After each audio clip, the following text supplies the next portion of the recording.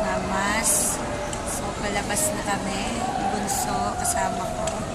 Habang, antayin ko si Spuds dito sa labas. Sila nakapasok.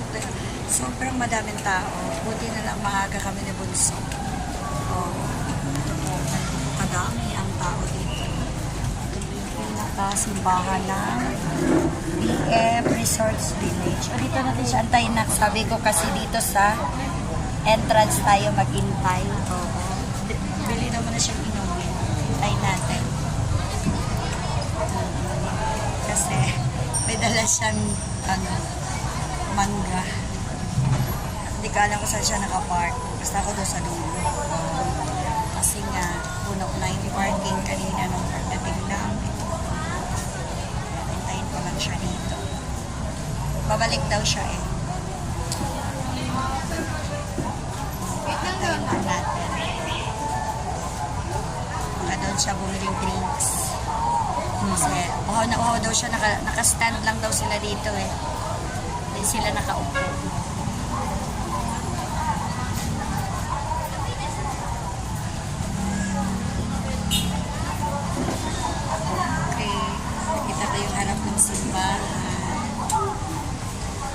Meron pang mas 7 to 8 yun yung huli.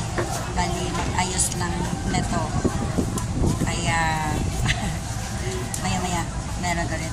Dapat lagi naman akong last mass eh, yung 7 to 8. Kaya lang masyadong gabi. Madilim na eh, kasama ko si Bunso. Kaya dito ako sa 5 to 6 na mass. O, at least ngayon tapos na yung mass. Ko si Spuds dito. Tsaka masyado pa traffic ko. Ganun ka-traffic dito pagkatatapos ng mass. So, yung traffic talaga. Hindi po. Ayan si nanay naka-wheelchair. Antay tayo dito na. Hindi ko alam kung saan sila eh. Saan sila banda.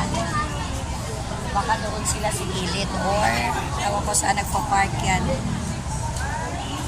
Ayun lang natin.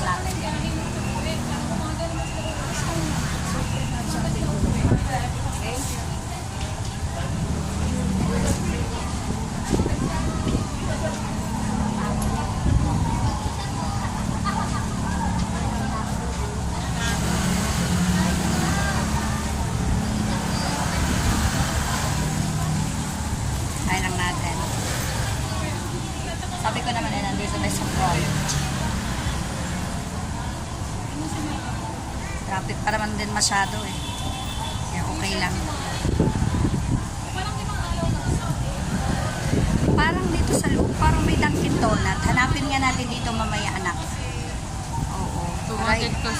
Para hindi na tayo lalabas dun sa second gate. Pero mayroon dito sa loob. Dito sa first gate. Hanapin natin yung Dunkin. Sa Google Map. Tingnan mo nga. Ay, mamaya pagkatapos nitong video. Okay. Bye guys. Mag-google pa siya ng Dunkin Donut habang inaintay namin si Spuds. Bye. Happy Easter Sunday everyone.